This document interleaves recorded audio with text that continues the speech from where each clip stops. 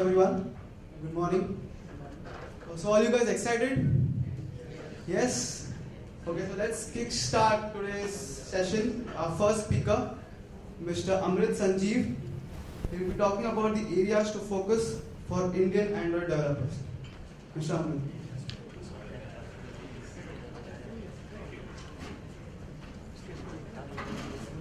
Am I audible at the back? Yeah. Good. Plus, right? I just want to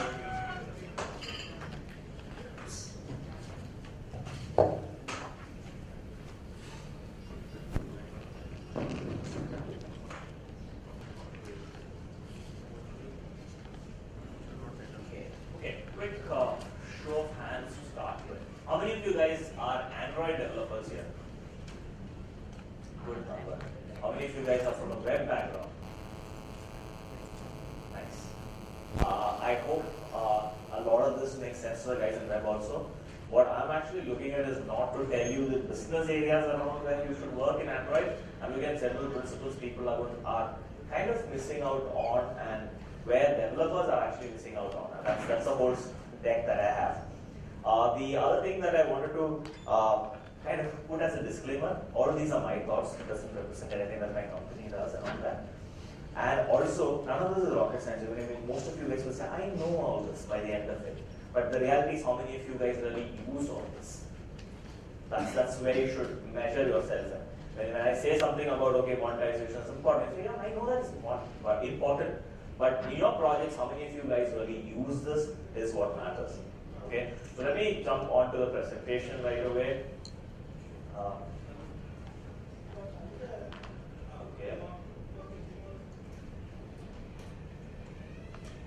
So I'm going to structure my talk for the next half an hour into these categories. It's a one slide about me, but we'll skip. I think I got an introduction already. A little bit about the Google developer group that I head or co-organize with others here. Then some of my thoughts around what people should actually focus a little more on in order to get great apps out. And if there are questions, I can take it at the end. If you guys have any questions in between and you really want to jump up, please feel free to interrupt me in between and ask that. We could get into a discussion. If it's going to take too long, because I have to keep that. Bridget has really told me half an hour straight on the dot. So because of that, I might mark it to the last, or we can discuss that offline. Good. So about me, I'm the organizer for the Bangalore Android user group. Ravi is another organizer, so there are 4 of us who do most of the work around it. I work as head of engineering for mobile projects at Digital Insight, which is a spin-off from Intuit. I was at Intuit as head of engineering, and then we spun the company out, or rather the company spun out, and I was part of the acquisition that happened later for that. I'm now in a company called Digital Insight. Other things, yeah, I've been in other companies previously. I've been in this role for about a year and a half right now. Prior to it, I was at IBM as the lead architect for the platform development group at IBM. I did a small stint as a researcher at Philips. So yeah, some varied experience there. So different things, I put my hand in different things. So about Bangalore Android user group, how many of you guys have heard about this group? Yeah, okay. Few. For the rest of you guys. A slide, yeah. So we're one of the largest open Android developer groups in the country. We've got about 5,000 plus members. We're about 4.5 years old. So yeah, we organically grew to about 5,000 plus members this year. And we had about 52 meetups so far. So like meetups like this where we have close to about 100 to 130 people coming in. We have it every week, every month, once every month. And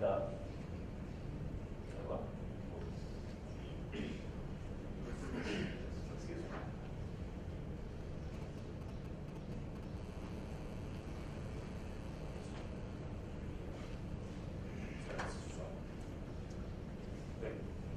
So we have these meetups every month where we discuss technical topics. It's a developer-focused event. We also have some events like Teach, which goes to colleges and teaches students. So there are multiple activities that we do with this group. So let's go on to what the topic of the hour is. Title is what developers should focus. I would say more. Most of you guys are focusing on a lot of this, but a lot more focus required in certain areas and overall. Okay, don't just focus on technology, focus on business. So there are multiple things that you have to focus, right? So some of my thoughts around it are what I'm going to speak for the rest of the half an hour that we have. First one. How many of you guys do more than one code review? I mean, a lot of you guys said develop. So how many of you guys do more than one level of code review? More than one person reviews the code that you put out in the market? Anybody does that? Okay, one team, one guy does it. So this is not uncommon, okay? This is generally the principle. If I was asking this 5 years back, most of you guys would have raised hands. So one of the things that we see is a lot of people are pushing out code really fast now. So that's kind of hitting the code quality part of it. That is one big concern from what we have seen in a lot of apps, where you push out your first version, you're in a hurry to push it out, you do a lot of things, you do a lot of hacks, you look at Stack Overflow, pull in a lot of code, get the code working, no crashes, ship it into the market. You get 50,000 people using your app, then you start getting tricky bugs coming back. On this device, on this version, something doesn't work. And you get 1 stars quickly piling up for that. That sort of things are a lot common right now, because a lot of focus on the guidelines and best practices are not there. Even though we all know it's supposed to be done, a lot of people aren't doing it. And the number one explanation is it's Android's fragmentation which is causing all this. It's not really the Android's fragmentation causing all the code quality issues. It's mostly because developers are taking shortcuts. They are using hacks which work today but will most probably crash in the next version of OS that is getting shipped out, or in other devices. Because Android has variations. Yes, it does have variations in it. Fragmentation is not a completely mythical problem. It is there. But a lot of that could be avoided by doing it right. If apps like Flipboard or Pulse doesn't crash on your device, your contacts don't crash that often, your dialer doesn't crash that often, it means, yes, these things can be done right. They're also doing very similar things that most of the apps that you're doing are. So code quality is one area where people really have to focus a lot on. So understanding the best practice. One other common thing that we see when we talk to people in the industry is that a lot of them study Android as a programming language. Android is not a programming language. It is an operating system, right? Just because you used Windows for the last 10 years doesn't make you an exceptional Windows programmer. That's an exact analogy you should put in when you're talking about developing Android apps. Just because you use Android a lot, just because you code a lot in Android, you don't code in Android, by the way, you code in Java. It makes you a good Java developer. You understand what input stream versus output stream is really well.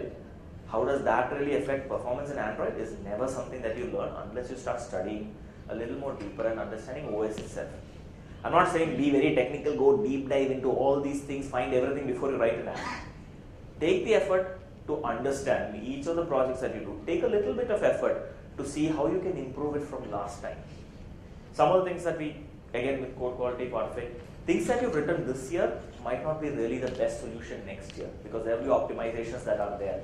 The OS changes quite a lot. Unless you understand the OS concepts really well, what happens is you might not be using the best one in the next, in the next version when it comes out. There might be a trick that takes things really well. One simple example, how SQLite was working, the database in Android was working. It actually slowed down. The same design patterns if you're using what you used 5 years back when Android came out, if you use them now, your whole application will be a lot slower today. Most of the experienced developers don't realize that. It was working earlier really well, I want to really make it work now also. They just follow the pattern now. If you don't study what the difference is, you're not going to figure out these changes. And then your app performance slows down. You're not considered to be the best developer that you are, okay, the really experienced developer that is coming out. People will start questioning your abilities. So all sorts of rubbish happens around it. One other thing is putting it for later. Oh, let me ship out quickly. Then I'll go back and improve the code. How many of you guys have ever done that? And I talk to a lot of startups, and most guys have this problem that my current code base is not the best. I know that's not the best that we can write. We'll do it later. But that later never comes, because once you ship out, you really want to go to the next feature. You're really fighting competition. You're really fighting all the bugs. You don't have the time to go back and rewrite it. So do that right. It's like threading. Do it right the first time. Otherwise, it always comes back and bites you. If you guys have done threading, threading is always like that. Get it right the first time. Debugging threading is not a good way of learning.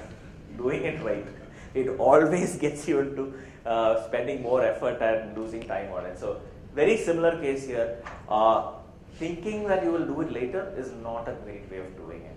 You might want to put a little bit of effort, and I've purposefully put it, park your ego aside. I'm the best developer here, I won't listen to anybody, it's a bad idea. There are a lot of interesting conversations that happen on the net. There are a lot of young developers who come up with really great features, really great open source libraries. Do not disregard it. Keep learning. The open source amount of open source libraries Android has right now, you really don't have to study a lot to get an app ready. You use all of them. But the code running behind most of these open source libraries is really good. You should read it. A lot of people don't. Reading code has now become really, use the library, understand the API, call them, forget about this work. People use retrofit or a web service API or a Wally is to avoid understanding HTTP, not to use it really well. It's to avoid understanding the nitty-gritties of it. You want to use it, get the trouble over with. But when you have time, go and learn them, because that helps you write code a lot better. Enough of coding. There are more things that you will have to look at. Think about it a little in the long-term perspective. Apps evolve really, really fast in mobile world. Usually you get things shipped out before mobile came in. You ship out your software every year, once a year with some new features and bug fixes. In mobile, it gets shipped out at least every 3 months. If you don't update, your app is kind of becoming old and started to lose traction. So think a little bit in the long run of it. It's not the first release that only matters. It's about how long you can make money out of it. It's how long your users can feel engaged with it. How long they would use without saying, I need to find an alternative. How much are they going to suffer? So a couple of things. User experience. Experience, not UI. A great looking front end to your apps. A great looking splash screen won't cut it. If your registration process is like 15 minutes, or say, okay, that's exaggeration, 5 minutes, you won't get users. People will actually find it difficult to come back and do it. So make it as simple as possible. Use the best practices. UI, user experience. Would somebody who's not a technologist, not a developer, be able to use this? Those are questions that you need to ask and kind of refine experience of the user. Branding is another thing most people are completely. The first app looks like Flipboard, the second app looks like Google+. No connection with each other. There's no branding across. There's no style of, like you're building a brand, right? You're building a reputation for yourself with your apps. There should be some style branding in terms of color. Like one version of the app will have a green header, like action bar. Suddenly in the next version you have it a completely different color because that color looks nice. You can't really do such change because the user kind of perceives it as a completely different app. Branding is something that people have to worry about. Colors, how interactions happen. Don't make too drastic changes where people have to relearn everything all over again. So long-term branding really matters. This is something which we all, if you have worked in the services industry or you're in the consulting industry, is that I have an iOS app, now I want an Android version of it. This is a common requirement. And the star there is, don't change the I want it exactly like the iOS one. And this is a very common requirement from clients. Resist jumping on that bandwagon. Because what the client is telling you at that point is not that he needs a copy of it. He needs something that is that good as this is. It works for him. He doesn't want to take a risk, make a copy of it that runs in Android. The problem or something that you need to kind of put across back to them is the fact that the rest of the apps in Android look like Android. And when you open that particular app, it will look like iPhone. People have to learn it. It gets confusing for people. So it doesn't always help to create pixel perfect iOS copies. It doesn't. Some of the animation in iOS is very difficult to do in Android. And they will not run that smoothly in low-end devices. And they will always complain about it. You will end up spending too much time just fixing those things. So try and make it closer to the Android, because one of the other things that we've seen is somebody struggles to put all of it together, makes it work exactly like iOS, breaking all the conventional standards and guidelines Google has given about UI, fine, gets it shipped out. The next version of iOS comes out, new interaction. None of your custom code works in the new one. You have to start all over again. It's not an iterative process, it's a restart all over again. Makes you lose again time. It's not adding any value to the application. you're going to lose time. Bugs start popping up. The more code you write, the more bugs you can bring in. As developers, we all know if you're writing less code, the less bugs it will come. So the more you're writing custom components, the more bugs you're introducing into the system. And more edge cases will come in where you might not have considered, and then those sort of problems happen. Again, one extremely common thing that a lot of VCs have been complaining about is, we think having 20 features matter a lot than having 2 which work absolutely brilliantly. The developers in India love to have more features in their app which are half-baked, and they want to ship saying, I have this feature too. But the basic things are not at the best possible level. So if you have a lot of time to build an app, or if you have a certain amount of time, focus on the core problem that you're solving. Really solve them as well as you can. Do not try and put your hand into 20 different features that you want to develop by compromising on the quality of that 2 real problems that you're solving. So the number of features will never justify for bad performance of the app. Nobody's going to say that, oh, this app is slow, but it's still got 20 features. They're just going to say it's slow. And people are going to always relate to the 1 or 2 problems that your app is solving really well. If more than one good, if there is one that really solves well, that is a feature for which people will buy your app, will give you money for it. They are not looking at the 20 other things it can do. The 20 other things can come as iterations as you go. When you've perfected, or when you've done the first feature really well, where people are saying, okay, this is a standard solid app, then additional features they'll accept. But if it is an app which crashes once in a while, or crashes more than once, more often than it required to, but has 20 features, people are still going to complain about it. They're not going to say, oh, this has so many things, but it's like, no, it's not a well-built app. They also have a lot of options, so they don't have a problem finding another thing. And one trick to doing that is, if you're doing an app which is the first of its kind, okay, ship it as quickly as possible. If you're doing an app which there is already apps in the market for, if you're making another mapping application, or if you're making another dialer application, if it isn't as good as what it is there today, plus a delta, it will not fly. There are very few applications which have ever survived being worse than the standard available and then got out in the market really well, fast. Because already people are there in the market, they have set a benchmark. You have to either build something which is better than that, or at least as good as that to get people to notice you and tolerate you. Because they always have something better, means they'll go to that. So that's about thinking in long term. Don't rely on hunches. This is something a lot of developers are not putting time in. I think over a period of time this comes in. What is the next feature that your user wants you to work on? And the technical answer, if you ask a developer, the answer would be the most difficult thing that I could build next. He will tell you that. You say, what is the feature that you think we should put in? Project manager asks the developer, this is the feature I want to work on, and this is a really good, very technically difficult thing. Let's put that in. Users appreciate convenience, not technical complexities. And you need real data for you to substantiate what you're saying. Use analytics to kind of understand how users are using it. I have had instances where things which weren't apparent to us were very clearly articulated because of analytics. One example I can give out of the app that we were building is, we had a new feature, very interesting feature, in which you could drag, and it's banking app. So you could drag and drop things into multiple containers. And we thought it was a really cool feature. We built it really well. It works really nice. But when we looked at analytics, so it was a transfer from one account to another. So you have to drag 2 accounts, enter a number, and then click one button. Before this drag and drop, it was a click interaction. Okay, you click and the account will go to the position. Click, the account will actually appear on the second position. Now we moved to this drag and drop thinking it is really nice. A lot of people appreciated when they understood that also. All our user testing said, we said, okay, drag, and everybody said, wow, this is really nice. Way before Android gave the drag and drop SDK. And when we looked at analytics, what happened is people came to that screen. They were taking 3 times more time to do any operation after that. And then that gave us a hint that users were getting confused what they had to do there. Because otherwise you don't see it. The operations happen, the number of operations were slightly less, the number of transfers was slightly less.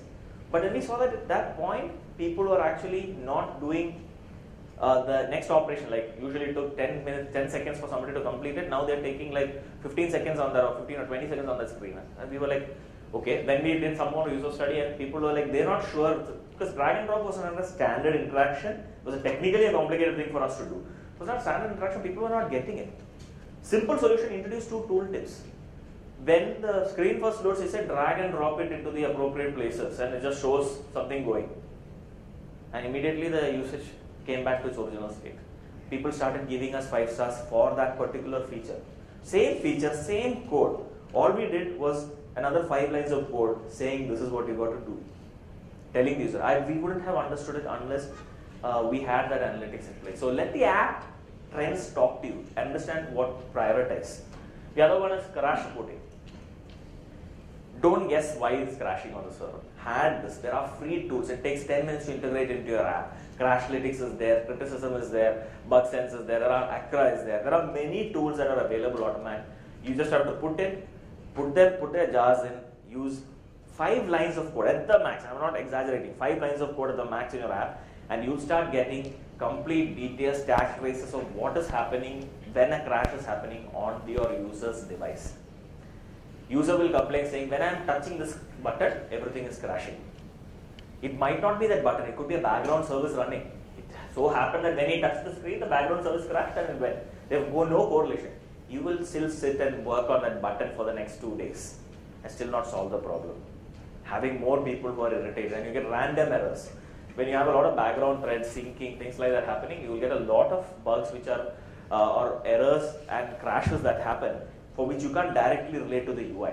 It's very difficult when somebody says on a Micromax device it fails, but on my Nexus 7 it works, and in your environment you just cannot replicate it.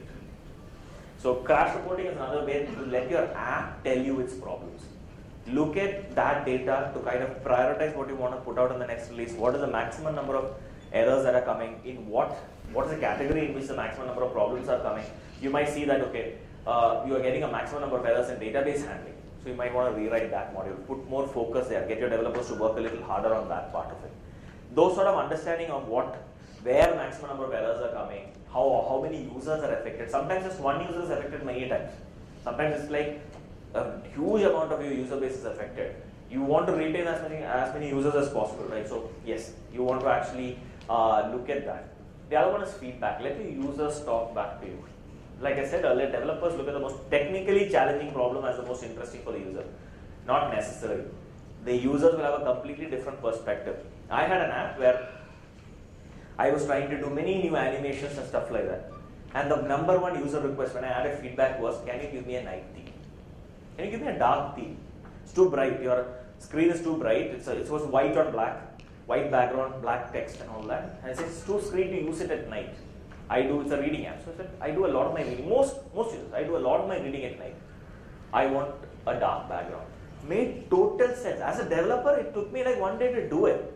But I was never prioritizing it high because I was not hearing that feedback coming back. When I added a feedback system into my app, yes, that sort of data points came back to me. Allowed me to reprioritize what I had in my bin. I wanted to do the next feature. People were telling me, just improve this in your existing feature set. This really takes it a lot further. And trust me, when I did start prioritizing based on what feedback that came back to me, the star rating really changed. I got at least 0.7 points, 0.7, like it was 3.6, 3.9, 3.7 to 4.4 stars. It moved that much when I started just giving out features which people wanted. And that's a span of like 1.5 months, 4 releases which were focused on what feedback people were giving. The star rating went up. For an individual developer, that's a big deal. For an app which has only 30,000 users or something, it's a big deal when you get that big a shift in ratings. So listen to your users. And again, feedback systems, there are plenty of open source ones available. There's AppTentive, there's Connotor, there are a few more available. Again, 10 minutes to install. Add it into your code, download a jar, put it in your libs folder, add a couple of lines of code, and that's it. It doesn't take like, okay, completely derail your next release to get this done.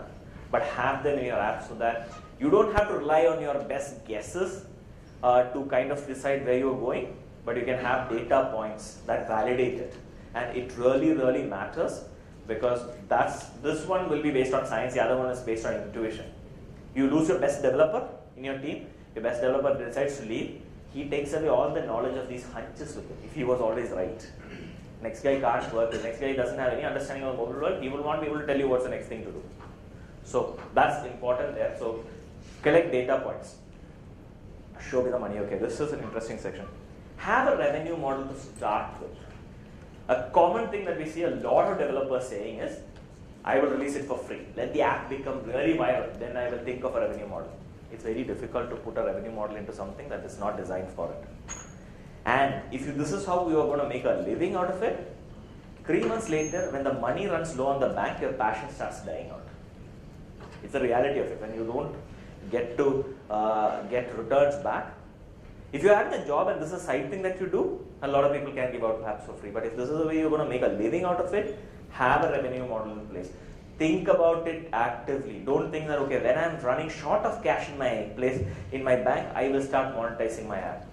It takes a lot more to get revenue, generate revenue out of the app than one fine day thing start off. So you should decide this upfront, and don't start with problem.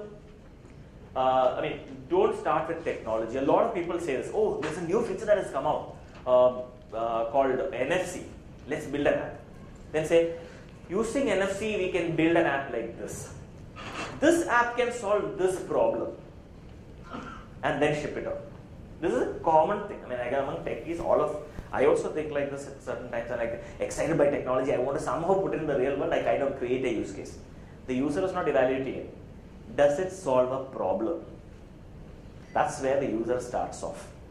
Simple. He doesn't start from saying, wow, this is a new technology. He says, can it solve my problem in the first place? And when you go with an app like that, go to a VC for funding, the first question is, who's going to use this? Why should I use it? That will be the first question you will find hard to answer. And trust me, it's not really nice, because they know how to tear you apart in the first 2 minutes of conversation. And if you have not thought this through really well, this sort of apps really, really don't fly. You start with the technology and then kind of solve a problem which is non-existent. In your mind it exists, but in real world, does that exist or not is where you should start off from. One very neat trick one of the VCs told me lately is, a lot of developers who are extremely successful even don't follow this pattern. Before the problem, they see the revenue that they can actually capture. I know that people are spending X amount of money on this, for getting this. How can I get a part of it? And that's the problem statement that they start with. And a lot of them are extremely successful doing that. A lot of the top money earners in the country in mobile app space. And if you think of numbers, there are a lot of people who are exceptionally successful at it. There are people who are doing $10,000+ a day. And these are numbers not out through the hat. There is a guy in Delhi that we know of who's doing $10,000+ a day out of ad revenues now. Really, really big number, right? He's got a really large team of 60 or 70 people or something, but there are people like that. Very under the table. He's like very, very low profile sort of a person, so nothing has been written. A lot of it is not written, but he's making a huge amount of money. And his model was this. This is the problem that is there, this much money is there, how can I get this share of it? Now this is my problem statement, this is the problem that I will solve. This is the solution that I will build. These are the technologies I will use to build it. So that model really works. So think of money upfront. Don't think of it like it will automatically come when you build the greatest app in the planet. It's very difficult going that route. If you're lucky, you'll get there doing that, but it will not always work out well. Focus on the customer's need. That's where you should start off. If you create a really good solution for a problem that doesn't exist, you won't get any customers for it who are willing to pay for it. And a very good thing is, I'll give it to you free. Can you use it? I'll use it. Will you give me 2 rupees for it? Maybe not. That's a good measure to understand whether the problem is really existing or not.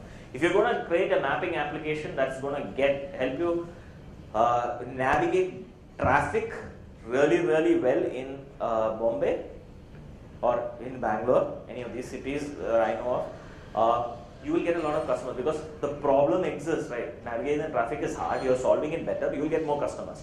But if you're going to say that I'm going to use the next greatest technology on the planet, use GPS along with this thing, that thing, and I'll create a solution which will tell you, get you around the same place as Google Maps would do, at the same time that Google Maps, which is available on the phone, will do for you today, and you have to pay 100 rupees for it.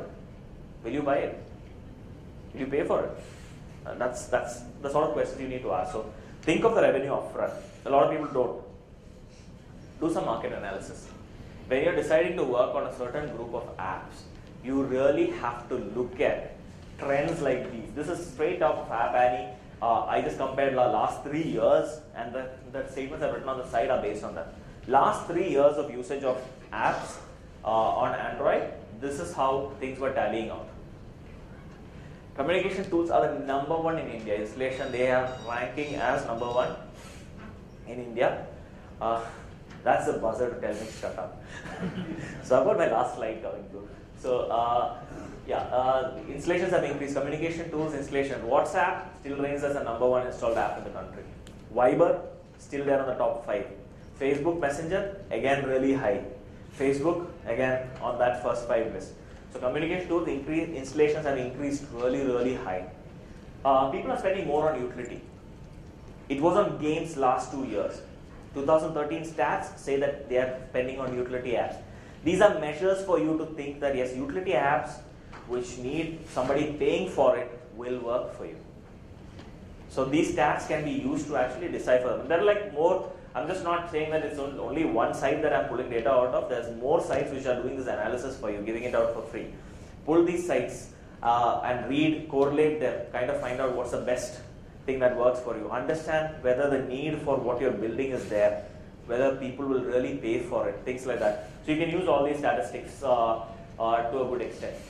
Selling, marketing, basically. If the product is good, it will automatically sell. We all love this statement. It hardly works. In the real world, tell me one product that doesn't do marketing, except for Facebook or social networking, for example. Which other app do you think is there in the top 5 has never done any marketing?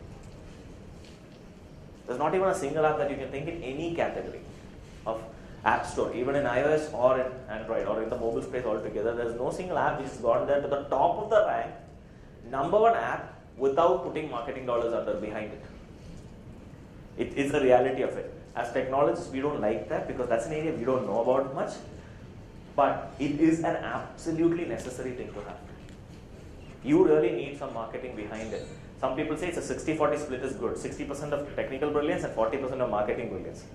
Both are required for you to actually make a great app which hits the top of the rank in the charts.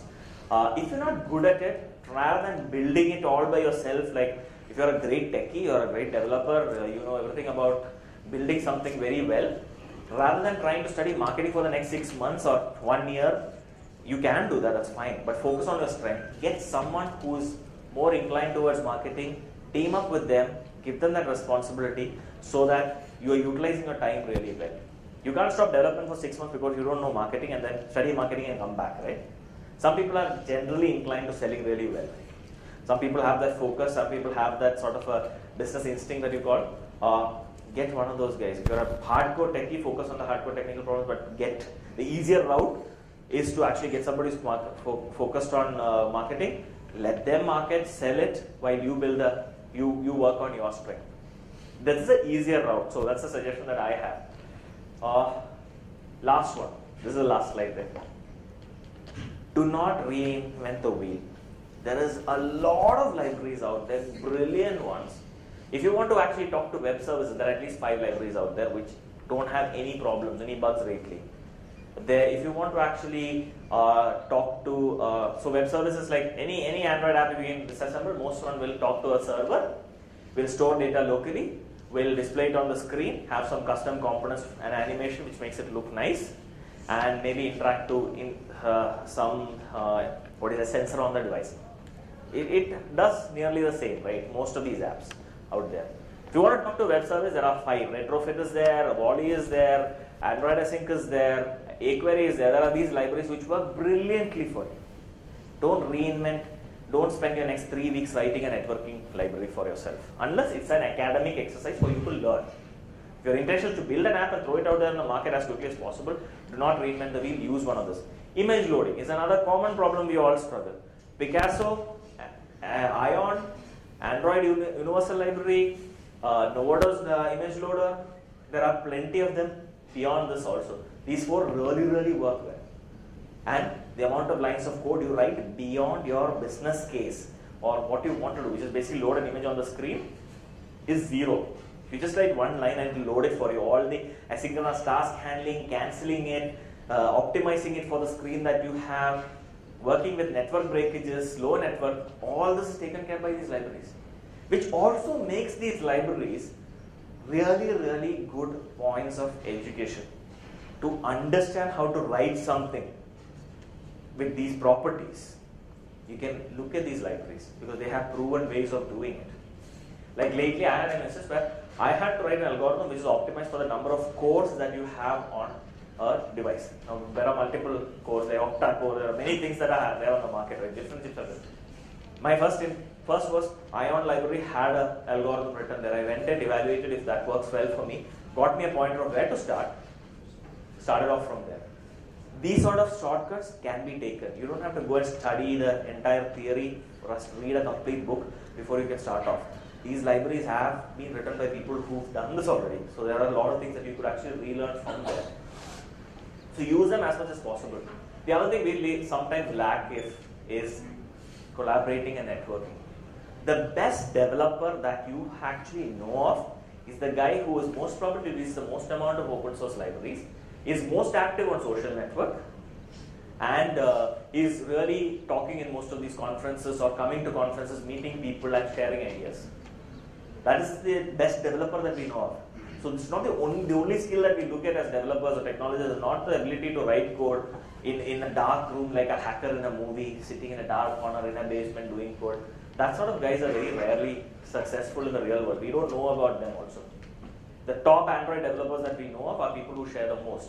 So when you share with others, when you actually discuss more of what you've learned and things like that, you are not reducing your value. A lot of us, at least in India, a lot of people really feel that if I tell my tricks to others, I will lose my value. So let me keep it to myself. It only gives you a false ego boost because you only know about it. Nobody else knows that you're great.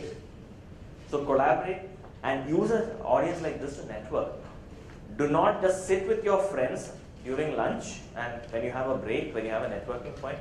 Don't just sit with your friends. Try and find out other like-minded people. You might find a co-founder here. You might find somebody who can help you with your next problem, and create a network of people who actually can reach out to you and you can also reach out. And that's the way we can grow up to be better developers in the community. And that sense of community is not there as much as we have in Silicon Valley or other places as here, and that's a culture we really need to change. Together we are much better. We always say we have the best minds in the world. Why don't we have an exceptional app coming out of India? The number of exceptional apps, and I don't say good, because good apps there are enough, but exceptional apps, exceptional amount of money being made, the number of them do not justify the number of great developers that we have. We always say we have the brightest minds, we are mathematically, we are educationally better, this thing, that thing. Why is that we are not creating results based on that? That's a lot of these additional factors that we talk about are things that will help us get there. There is no doubt that like Facebook and all are coming and acquiring companies here because there is exceptional brilliance in people here. But along with it, these guys who got acquired, you should also see the traits that they have. They're very active on social networking. They are very easy to approach. They will share their knowledge as much as possible. So think about it. Share, network, collaborate. Please, that's really, really important if you want to be a really good techie who is known, who has a reputation around here. With that, I'll conclude. If there are questions, you can ask now. I can take a couple of questions. I think I'm really running short of time. So maybe 1 or 2 questions that you guys have. And that's my Twitter handle. So in case you guys want to reach out, please feel free to, or write it. Don't send me SMSs. I won't look at them. So that's a thing that I don't do.